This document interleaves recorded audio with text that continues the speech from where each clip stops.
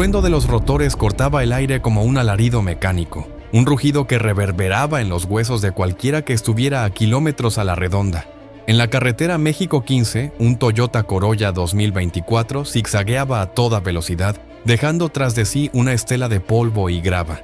Dentro, Juan José Castro Figueroa, alias El Cuate, aferraba el volante con nudillos blancos, los ojos desorbitados, el sudor empapándole la camisa. No era la primera vez que huía, pero esta vez los helicópteros artillados de las Fuerzas Armadas no estaban jugando. Las ráfagas de las ametralladoras pesadas llovían sobre el asfalto, destrozando la carrocería del vehículo como si fuera papel. El Cuate gritó algo ininteligible, quizás una maldición, quizás una súplica, pero el sonido se perdió en el caos. En Tierra Blanca, un poblado olvidado de Sinaloa, el auto finalmente se detuvo, envuelto en llamas y perforado por cientos de proyectiles. El hombre que alguna vez fue un objetivo prioritario de la justicia yacía inmóvil, su cuerpo destrozado entre los restos humeantes. La carretera quedó clausurada por horas, un escenario de guerra donde los curiosos se arremolinaban a distancia, grabando con sus teléfonos mientras los militares aseguraban la zona. Pero esto no era el final de la historia. Era apenas el comienzo de una cadena de eventos que desentrañarían una red de corrupción tan profunda que haría temblar los cimientos de instituciones enteras. Nadie esperaba que la muerte del Cuate fuera la chispa que encendiera una confrontación de proporciones sísmicas, una que expondría traiciones, alianzas impensables y un sistema podrido hasta el núcleo. En Culiacán, la noticia de la eliminación del Cuate se propagó como un incendio forestal. Los medios locales, acostumbrados a reportar enfrentamientos violentos, apenas alcanzaban a procesar los detalles. El operativo no había sido casualidad. Días antes, un informe clasificado había llegado al escritorio de la Fiscal General de la República, Adriana Salazar, una mujer de 42 años cuya reputación de implacable la precedía. El informe, filtrado por una fuente anónima dentro de la propia Secretaría de la Defensa, detallaba movimientos sospechosos en Sinaloa, transferencias millonarias a cuentas offshore, comunicaciones encriptadas entre mandos policiales y un grupo conocido como Los Guzmán, y la reactivación de rutas de trasiego de polvo blanco que supuestamente habían sido desmanteladas. Salazar, con un café frío en la mano y ojeras marcadas por noches sin dormir, leyó el nombre del Cuate en el documento. No era un simple operador, era un eslabón clave, un hombre que sabía demasiado, alguien que había escapado del penal de Aguaruto en 2019 durante el infame Culiacanazo, cuando los Guzmán orquestaron una operación para liberar a 49 reos. La fiscal no creía en coincidencias. Si el Cuate estaba en la mira, no era solo por sus antecedentes. Alguien quería silenciarlo. La orden de despliegue contra él había venido de muy arriba, pero las piezas no encajaban. ¿Por qué un operativo tan desproporcionado para un solo hombre? ¿Qué sabía el Cuate que justificaba semejante despliegue de fuerza? Salazar marcó un número en su teléfono seguro. «Necesito todo lo que tengas sobre Castro Figueroa», dijo sin preámbulos. «Y no confíes en nadie». La cacería acababa de comenzar. La investigación tomó forma en las sombras. Salazar reunió a un equipo reducido, 4 personas en las que confiaba ciegamente, 2 analistas de inteligencia, un exmilitar reconvertido en perito forense y un joven periodista, Daniel Osuna, cuya obsesión por los Guzmán lo había convertido en un archivo viviente de sus operaciones. Osuna, de 29 años, tenía un historial de reportajes que lo habían puesto en la mira de los criminales. Sus fuentes, desde sicarios arrepentidos hasta policías corruptos, le habían proporcionado un mapa detallado de las redes de poder en Sinaloa. En un cuarto seguro en la Ciudad de México, lejos de las miradas indiscretas, el equipo comenzó a desentrañar el rompecabezas. Los movimientos del Cuate antes de su eliminación eran la clave. Según los registros, había estado en contacto con un hombre conocido solo como El Contador, un financiero que manejaba las cuentas de los Guzmán en paraísos fiscales. Las comunicaciones interceptadas mostraban que el Cuate había intentado negociar algo, quizás su salida del grupo, quizás una entrega de información a cambio de protección, pero algo salió mal. Las grabaciones de las cámaras de seguridad en la México 15 mostraban al Toyota Corolla siendo perseguido no solo por helicópteros militares, sino por 2 camionetas blindadas sin placas, algo que los reportes oficiales omitían. Salazar olía una trampa. «Esto no fue un operativo limpio», murmuró, revisando las imágenes cuadro por cuadro. Alguien quería asegurarse de que no hablara. Osuna, con su laptop abierta, señaló una transacción bancaria. $12 millones transferidos desde una cuenta en las Islas Caimán a un banco en Culiacán, horas antes del enfrentamiento. El equipo sabía que estaban tocando un avispero, pero no había vuelta atrás. Cada pista los llevaba más cerca de una verdad que podía costarles la vida. El hallazgo que cambió todo llegó en la tercera semana. Una memoria USB enviada de forma anónima a la redacción del periódico donde trabajaba Osuna contenía un archivo encriptado. Tras horas de trabajo, los analistas lograron abrirlo. Era una confesión grabada del cuate hecha días antes de su eliminación. En el video, un hombre demacrado, con el rostro cubierto de moretones, hablaba directamente a la cámara. «No soy un traidor», decía con la voz quebrada, «pero no voy a cargar con sus culpas». Lo que seguía era una bomba, nombres, fechas, ubicaciones. El cuate detallaba cómo los Guzmán habían infiltrado la Secretaría de Seguridad Estatal, cómo sobornaban a jueces federales, cómo financiaban campañas políticas con dinero del polvo blanco. Pero lo más escalofriante era la mención de un proyecto llamado El Pacto. Según el cuate, era un acuerdo entre los Guzmán y un grupo de empresarios mexicanos y estadounidenses para controlar el flujo de cannabis y polvo blanco a través de puertos en el Pacífico. El pacto involucraba a figuras de alto perfil, incluyendo a un senador en funciones y a un exgobernador de Sinaloa. Salazar sintió un nudo en el estómago. Esto no era solo crimen organizado, era una conspiración que alcanzaba las entrañas del poder. El video terminaba con el cuate mirando fijamente a la cámara. «Si estoy muerto cuando vean esto, sepan que no fue un accidente». El equipo se quedó en silencio. Sabían que el archivo era un boleto directo al infierno, pero también la prueba que necesitaban para desmantelar la red. La pregunta ahora era, ¿quién podía confiar en esa información sin traicionarlos? La confesión del cuate era un arma de doble filo, un artefacto explosivo que podía derribar imperios o sepultar a quienes intentaran usarlo. Adriana Salazar lo sabía. En el cuarto seguro, el ambiente era denso, cargado de tensión y el olor a café rancio. Los analistas trabajaban sin descanso, cruzando datos del video con registros financieros y comunicaciones interceptadas. Daniel Osuna, con los ojos enrojecidos por la falta de sueño, trazaba conexiones en un tablero improvisado. Nombres de políticos, empresas fantasma, cuentas bancarias. Cada hilo que seguían los llevaba más profundo en un pantano de corrupción. Pero no todos estaban contentos con el rumbo de la investigación. El conflicto estalló cuando Salazar intentó compartir fragmentos del video con un contacto en la Suprema Corte, un magistrado que ella consideraba incorruptible. La reacción fue inmediata y brutal. El magistrado, en una llamada interceptada por el equipo, alertó a un tercero sobre un problema que debía ser neutralizado. Horas después, el auto de Salazar fue seguido por una camioneta sin placas en las calles de la Ciudad de México. La fiscal no era ingenua, había sobrevivido a amenazas antes, pero esto era diferente. La traición venía de alguien en quien confiaba, alguien con poder suficiente para mover piezas en las sombras. Dentro del equipo, las grietas también comenzaron a aparecer. Uno de los analistas, un hombre callado llamado Raúl, empezó a cuestionar la estrategia. «Si vamos contra todos, no saldremos vivos», dijo en una reunión tensa. «Esto es más grande que nosotros». Osuna lo encaró acusándolo de cobardía, pero Salazar cortó la discusión. «Nadie sale hasta que terminemos», sentenció. Sin embargo, la duda estaba sembrada. La red de los Guzmán no solo era criminal, era un ecosistema de poder que protegía a los suyos con una eficiencia aterradora. Salazar sabía que el próximo movimiento debía ser preciso, o serían ellos los que terminaran en un titular de periódico, reducidos a una nota roja. El tablero se complicó cuando la investigación cruzó fronteras. Los datos del video del cuate apuntaban a una operación transnacional. Las empresas mencionadas en el pacto tenían vínculos con corporaciones en Miami y Panamá, y las transferencias financieras mostraban flujos de dinero hacia bancos en Suiza y Dubái. Salazar contactó a un agente de la DEA, Michael Torres, un veterano con el que había trabajado en casos previos. Torres, un hombre curtido con cicatrices que contaban historias de operaciones fallidas, escuchó el resumen de la situación en una videollamada encriptada. Su rostro se endureció al mencionar al senador implicado, un político mexicano con conexiones en Washington. «Esto no es solo Sinaloa», dijo Torres. «Estás tocando una red que mueve miles de millones. Si sigues, espera represalias». Y las represalias no tardaron. 2 días después, una filtración en un medio internacional publicó una versión distorsionada del caso, señalando a Salazar como una fiscal obsesionada que fabricaba pruebas contra hombres de bien. La narrativa era clara: desacreditarla antes de que pudiera actuar. En México la presión creció. Una auditoría sorpresa ordenada por el Senado citó a Salazar para explicar supuestas irregularidades en su oficina.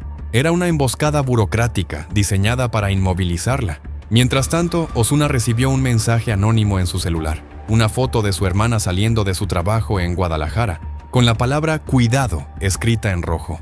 El mensaje era claro: la red no solo estaba al tanto de sus movimientos, sino que estaba dispuesta a golpear donde más dolía. Salazar, sin embargo, no cedió. Ordenó al equipo redoblar esfuerzos enfocándose en las empresas de El Pacto. Una pista los llevó a un puerto en Manzanillo, donde contenedores registrados a nombre de una compañía fachada llegaban cada semana desde Colombia. La escalada era imparable y el mundo empezaba a tomar nota. Los Guzmán no se quedaron de brazos cruzados. La muerte del cuate había sido un golpe, pero la filtración de su confesión era una declaración de guerra. En Sinaloa, la respuesta fue brutal. Una serie de enfrentamientos coordinados estalló en Culiacán, Mocorito y Angostura. Camionetas blindadas, cargadas con hombres armados con fusiles de alto calibre, atacaron puestos de control policial y oficinas gubernamentales. Los reportes hablaban de decenas de bajas, civiles atrapados en el fuego cruzado y un mensaje pintado en puentes peatonales: "Nadie toca lo nuestro". Pero la verdadera jugada de los Guzmán estaba en las sombras. Una red de hackers, contratados por el Contador, lanzó un ataque masivo contra los servidores de la Fiscalía General. Documentos clasificados, incluyendo partes del expediente del cuate, fueron expuestos en la Dark Web, manipulados para sembrar desconfianza. Al mismo tiempo, un grupo de sicarios fue enviado a la Ciudad de México con una misión: eliminar a Salazar y a Osuna. El equipo de la fiscal, alertado por una fuente interna, apenas logró evacuar su cuartel improvisado antes de que una explosión destruyera el edificio.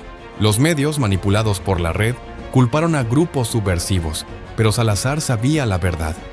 Los Guzmán estaban enviando un mensaje: podían llegar a cualquier parte, en cualquier momento.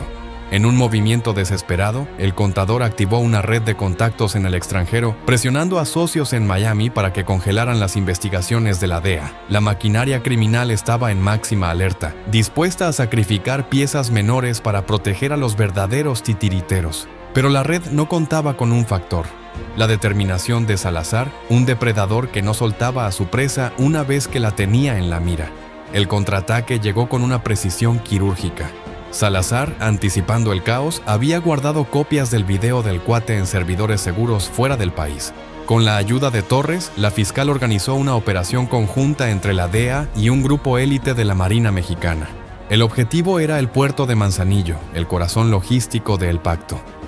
En una redada nocturna, los contenedores fueron interceptados.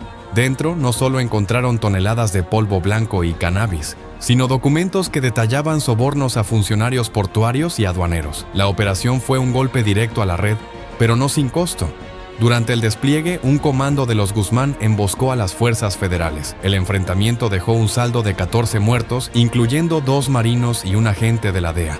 Las imágenes de los cuerpos en el muelle, iluminadas por los reflectores de los helicópteros, se filtraron a las redes sociales, alimentando el pánico y la indignación. Salazar, desde un centro de mando improvisado, coordinó la siguiente fase: arrestos simultáneos de 22 personas, incluyendo al director de una empresa naviera y un alto mando de la policía estatal.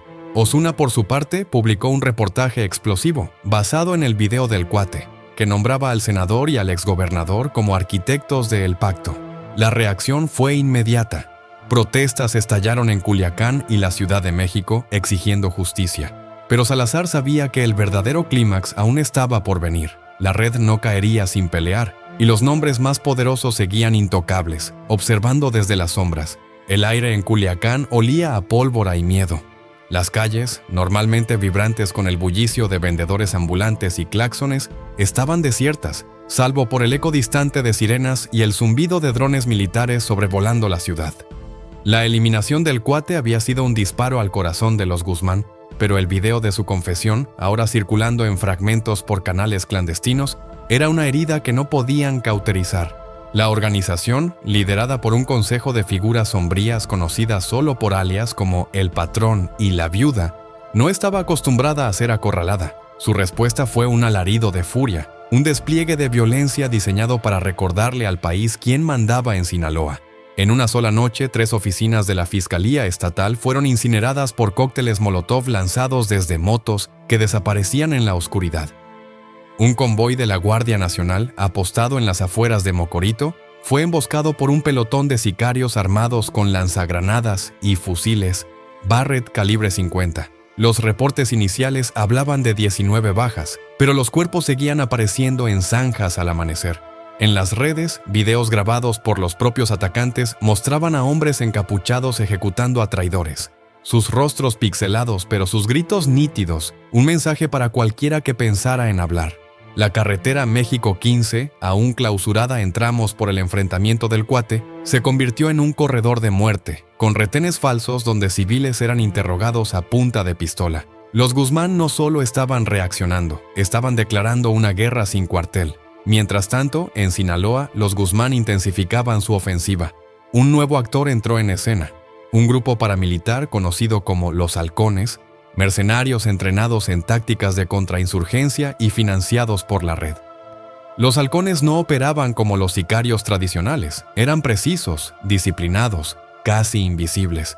En Angostura, un pueblo olvidado, ejecutaron a un informante clave del equipo de Salazar, un excontador de la organización que había accedido a testificar. El hombre fue encontrado colgado de un puente con un mensaje tallado en la piel: "La lengua mata". La brutalidad no era solo un castigo, era una advertencia para cualquiera que considerara traicionar a la red. En las sombras, el contador movía hilos desde Panamá, asegurándose de que los socios internacionales de El Pacto permanecieran leales.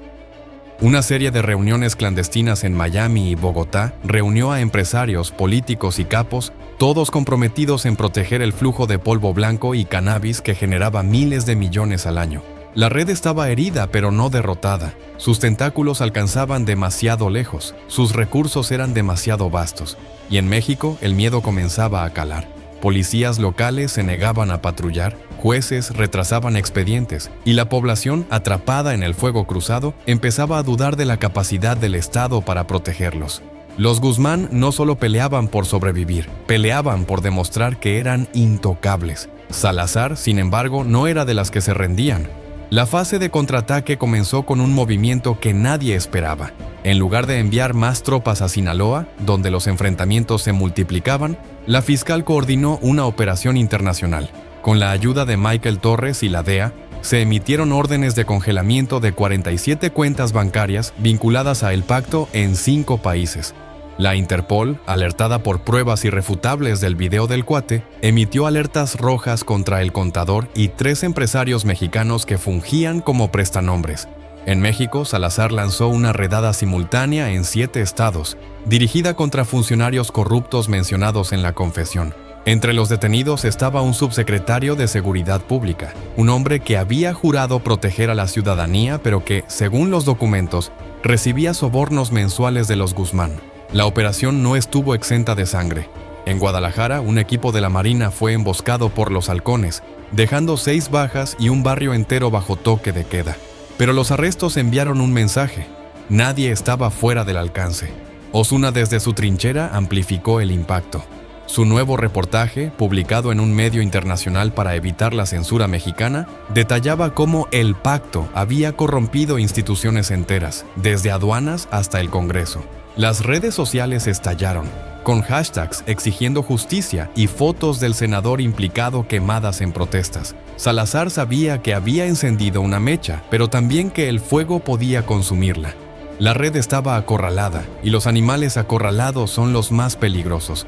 El país estaba al borde del colapso, un polvorín donde cada titular, cada enfrentamiento, cada filtración era una chispa que amenazaba con detonar una guerra civil no declarada. Adriana Salazar, con los nervios de acero que la habían llevado a enfrentarse a carteles y políticos corruptos, sentía el peso de cada decisión. Su búnker, ahora trasladado a una ubicación secreta en las afueras de la Ciudad de México, era un hervidero de actividad. Analistas descifrando comunicaciones, agentes de inteligencia revisando mapas satelitales y Daniel Osuna con su laptop como arma, escribiendo un nuevo artículo que prometía ser un misil directo al corazón de El Pacto. La operación en Manzanillo había sido un triunfo, pero también una advertencia. Los contenedores incautados en el puerto no solo contenían polvo blanco y cannabis, sino pruebas de una red de lavado de dinero que involucraba a bancos nacionales y multinacionales. Los documentos hallados detallaban pagos a un bufete de abogados en Nueva York, una firma que representaba a figuras clave del Senado mexicano y a un conglomerado empresarial con sede en Houston. Salazar sabía que estaba tocando puertas que no debían abrirse, pero no había marcha atrás.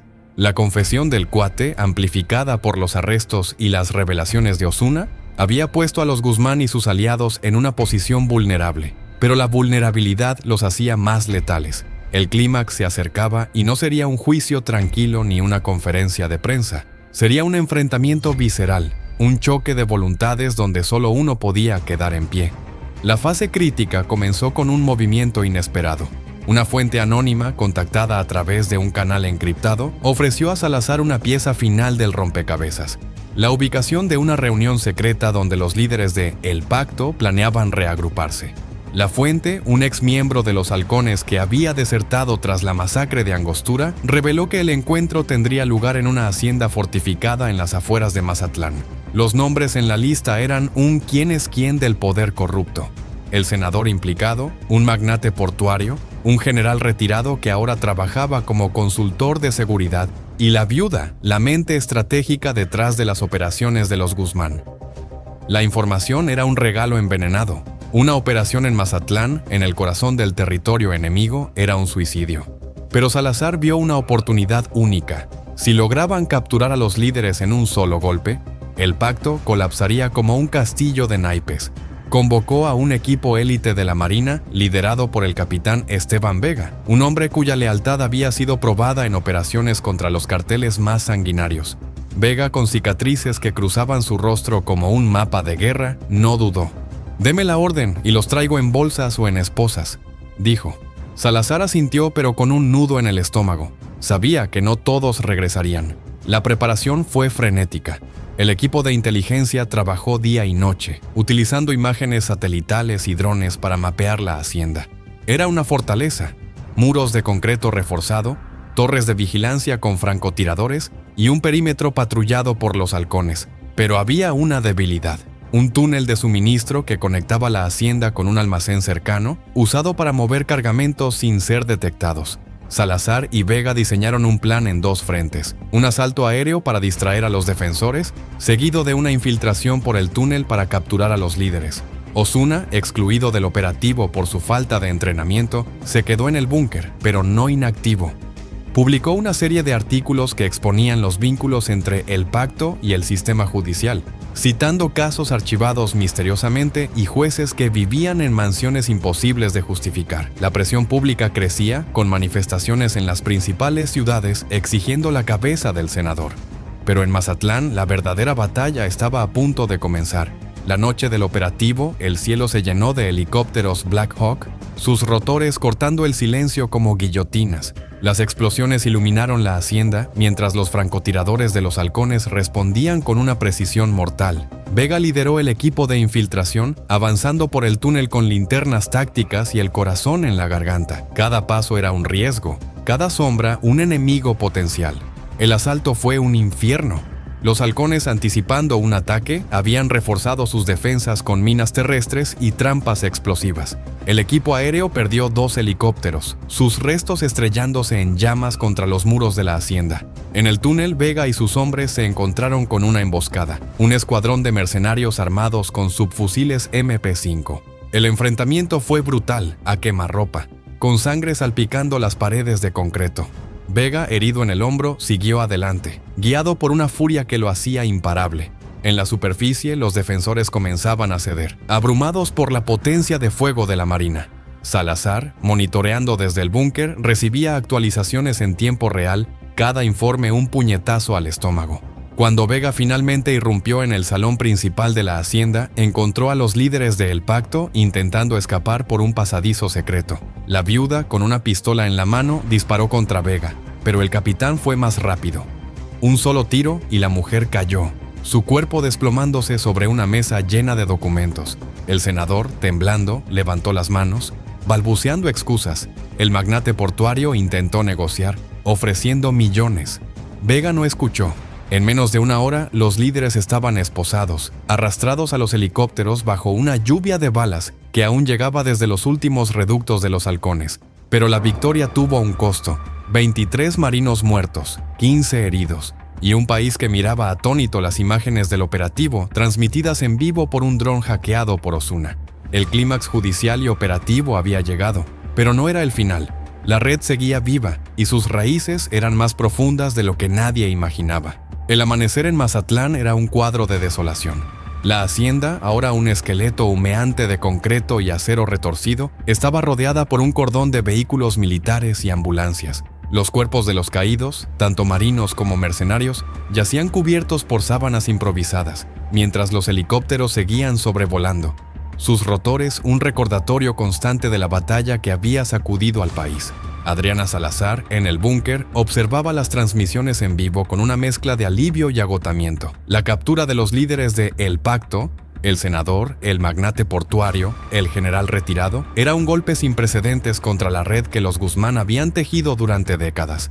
Pero la fiscal no era ingenua. Sabía que la victoria era frágil, que las cabezas visibles eran solo una parte de un monstruo con demasiados tentáculos. La confesión del Cuate, el operativo en Manzanillo, el asalto en Mazatlán, cada paso había sido un desafío al poder fáctico que gobernaba desde las sombras. Y ahora, con los reflectores del mundo sobre México, el cierre de esta saga no podía ser una simple nota de prensa o un desfile de detenidos ante las cámaras. Tenía que ser un mensaje, una cicatriz en la memoria colectiva que recordara a todos que el sistema, por podrido que estuviera, podía ser enfrentado. Pero el costo de esa lucha era un peso que Salazar llevaría por siempre. En las horas posteriores al operativo, el país se sumió en un frenesí. Las imágenes de los líderes esposados, arrastrados por marinos con rostros endurecidos, se reprodujeron en loop en cada canal de noticias. Daniel Osuna, desde su refugio digital, publicó un manifiesto que destripaba los detalles de El Pacto: nombres de empresas, rutas de trasiego, cuentas bancarias y una lista de 17 funcionarios que habían jurado lealtad a la red a cambio de fortunas. El texto, traducido a 6 idiomas, se volvió viral, compartido por activistas, hackers y ciudadanos indignados. En las calles de la Ciudad de México, Culiacán y Guadalajara, las protestas alcanzaron un punto de ebullición. Miles marcharon con pancartas que exigían la renuncia de todo el gabinete de seguridad, mientras otros quemaban efigies del senador capturado, cuyo rostro se había convertido en el símbolo de la traición. Pero no todos celebraban. En Sinaloa, los remanentes de los Guzmán lanzaron una última oleada de represalias.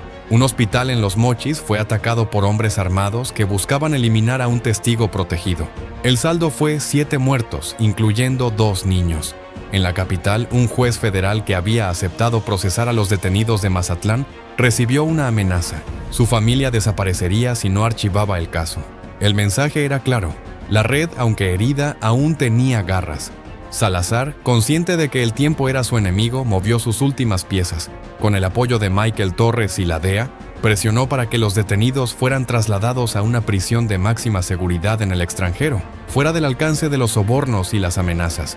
La Interpol, ahora completamente involucrada, coordinó la extradición de El Contador, capturado en Panamá tras un operativo relámpago. Pero el verdadero desafío estaba en México. La fiscal sabía que los líderes de El Pacto no actuarían solos. Había una red de protectores en las más altas esferas que aún no habían sido tocados. En una jugada arriesgada, Salazar filtró fragmentos adicionales del video del Cuate a un grupo selecto de periodistas internacionales, asegurándose de que los nombres de un exsecretario de Gobernación y un banquero influyente salieran a la luz. La reacción fue inmediata. El exsecretario abandonó el país en un jet privado, mientras el banquero, acorralado por investigaciones de la Unidad de Inteligencia Financiera, se atrincheró en su mansión, rodeado de guardias privados. La fiscal no buscaba solo justicia, buscaba exponer la podredumbre hasta que no quedara donde esconderse. Pero cada revelación era un paso más cerca del peligro. Su equipo, reducido por la deserción de Raúl y las amenazas constantes, operaba al límite. Osuna, ahora bajo protección federal, recibía mensajes diarios con fotos de su familia, cada uno más explícito que el anterior. Salazar misma fue blanco de un intento de atentado. Un coche bomba estalló a 2 calles de su convoy, un recordatorio de que los Guzmán no olvidaban. El clímax simbólico llegó en una audiencia pública transmitida en vivo, un evento sin precedentes en la historia del país. Los líderes de El Pacto fueron presentados ante un tribunal especial, sus rostros demacrados proyectados en pantallas gigantes en plazas públicas. Salazar, flanqueada por Vega y un equipo de fiscales, presentó las pruebas, el video del cuate, los documentos de Manzanillo, los testimonios de desertores como el exmiembro de los Halcones. Cada palabra era un martillazo, cada imagen una condena. El senador, con la arrogancia de quien siempre se había creído intocable, intentó interrumpir, gritando que todo era una farsa. Pero la evidencia era abrumadora. La audiencia, diseñada para ser un espectáculo de transparencia, se convirtió en un ajuste de cuentas. En las calles, la gente vitoreaba, pero también lloraba. Los nombres de los caídos, marinos, civiles, informantes, fueron leídos en voz alta, un tributo que cortaba como un cuchillo. Cuando el juez dictó prisión preventiva para los acusados, el rugido de la multitud fue ensordecedor. Pero Salazar no se unió a la celebración. Sabía que el sistema seguía roto, que por cada líder capturado había 10 esperando en las sombras. La audiencia era un símbolo, pero no una solución. El cierre fue crudo, como una herida que se niega a sanar. Salazar, de pie frente a una ventana en el búnker, miraba una ciudad que seguía girando, ajena al sacrificio de quienes habían dado todo por desmantelar el pacto.